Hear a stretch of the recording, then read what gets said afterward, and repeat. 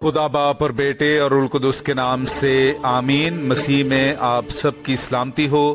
बहार colony coat Lakhpat Lahore से मैं एंड्रू इसाक आपके हुजूर रोज़मर्रा की तलावतें लेकर हाजिर होता हूँ। तो मेरे अजीज़ों, आइए हम भरपूर ईमान के साथ आज की तलावतें सुनते हैं। हमारी खताओं को समुंदर की तह में फेंक दे। हमारे लिए आज की पहली तलावत मीका नबी की किताब उसका 7वां बाब 14वीं से 15वीं और फिर 18वीं से 20वीं आयत तक। अपने असा से अपनी उम्मत यानी अपनी मिरास की गल्लाबानी कर। वो करमिल के जंगल के दरमियान तन्हा रहते हैं।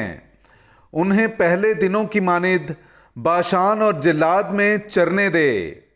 उन दिनों की मानिद जब तू मुल्के मिस्र से खरूज करके निकला, हमें इजायबात दिखा। तेरी मानिद खुदा कौन है जो बदकिरदारी को मुआफ करे और अपनी मिरास के बकिया के गुनाहों से दरगुजर करे। वो अपना गज़ब हमेशा तक नहीं रख छोड़ता, क्योंकि वो शफीक होना पसंद करता है। वो एक बार फिर हम पर रहम फरमाएगा और हमारी बदकिरदारी को पामाल करेगा और हमारी तमाम खताओं को समुंदर की तह में फेंक देगा। तू याकूब से वफादार रहेगा और इब्राहीम को वो शफकत दिखाएगा जिसकी बाबत तूने कदीम अयाम में हमारे बाप दादा से कसम खाई थी। पाक कलाम का पढ़ा और सुना जाना हम सब के लिए बाइस बरकत हो। खुदा का शुक्र हो। मेरे अजीज़ों, आइए हम आज का जमायती ज़बूर सुनते हैं। ज़बूर नंबर 103, उसकी पहली से चौथी और फिर 9वीं से 12वीं आयत तक। और आज का हमारा जमायती जवाब है, खुदावंद रहीम और मेहरबान है, खुदावंद रहीम और मेहरबान है। ऐ मेरी जान, खुदावंद को मुबारक है और जो कुछ मुझ में है उसके कुदूस नाम को मुबारक कहे। ऐ मेरी जान, खुदावंद को मुबारक है और उसके किसी एहसान को फरामोश ना कर। जमायती जवाब, खुदावंद रहीम और मेहरबान है, खुदावंद रहीम और मेहरबान है। वो तुझे तेरी तमाम बदियां मुआफ करता है। वो तुझे तेरी तमाम बीमारियों से शिफा देता है। वो तेरी जिंदगी को हलाकत से छुड़ाता है। वो शफकत और रहमत का ताज तुझ पर रखता है। जमायती जवाब, खुदावंद रहीम और मेहरबान है, खुदावंद रहीम और मेहरबान है। वो हमेशा के लिए खफा ना रहेगा और ना अबद तक झिड़कता रहेगा। वो हमारे गुनाहों के मुताबिक हमसे सलूक नहीं करता और ना हमारे जराइम के मुताबिक हमें बदला ही देता है। जमायती जवाब, खुदावंद रहीम और मेहरबान है, खुदावंद रहीम और मेहरबान है। क्योंकि जिस कदर आसमान ज़मीन से बुलंद है, उसी कदर उसकी रहमत उससे डरने वालों पर है। जिस कदर मशरिक मगरिब से दूर है, वो हमारे गुनाह हमसे उतनी ही दूर कर देता है। जमायती जवाब, खुदावंद रहीम और मेहरबान है, खुदावंद रहीम और मेहरबान है। नाराए हम्द। मैं उठकर अपने बाप के पास जाऊंगा और उससे कहूंगा कि ऐ बाप, मैंने आसमान का और तेरी नज़र में गुनाह किया है। मेरे अज़ीज़ों, आइए हम आज का इंजीली इक़्तिबास सुनते हैं। इंजील मुक़द्दस बामुताबिक मुक़द्दस लूका उसका 15वां बाब पहली से तीसरी और फिर 11वीं से 32वीं आयत तक। तब सब मुहस्सिल और गुनहगार उसके पास आए थे ताकि उसकी सुने।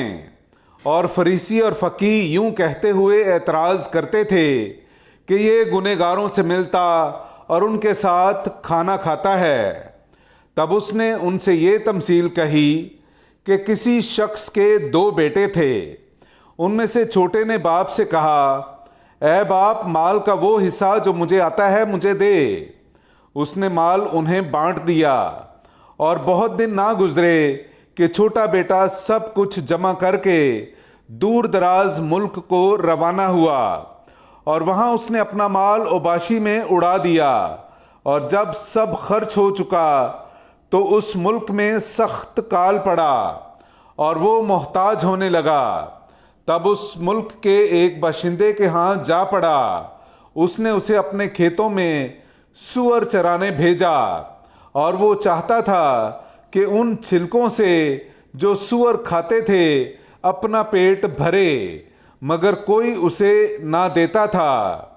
تب اس نے ہوش میں آ کر کہا کہ میرے باپ کے کتنے مزدوروں کو بہت روٹی ملتی ہے، اور میں یہاں بھوکا مرتا ہوں۔ میں اٹھ کر اپنے باپ کے پاس جاؤں گا اور اس سے کہوں گا کہ اے باپ، میں نے آسمان کا اور تیری نظر میں گناہ کیا ہے، اب اس لائق نہیں رہا کہ پھر تیرا بیٹا کہلاؤں۔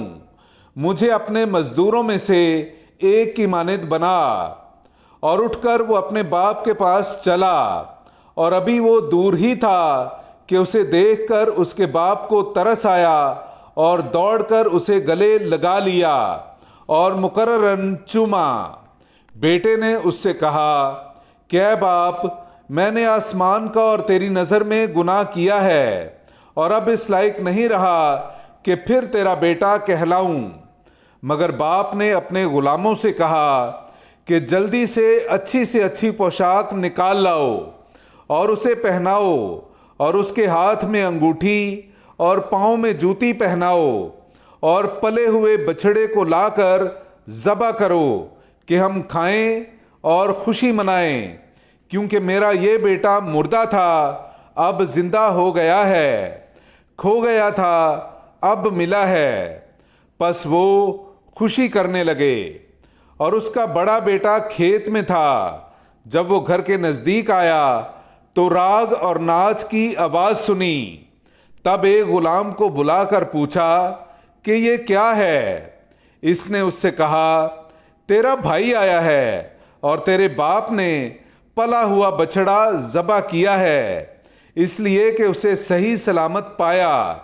اس نے خفا ہو کر نہ چاہا کہ اندر جائے، مگر اس کا باپ باہر آ کر اسے منانے لگا۔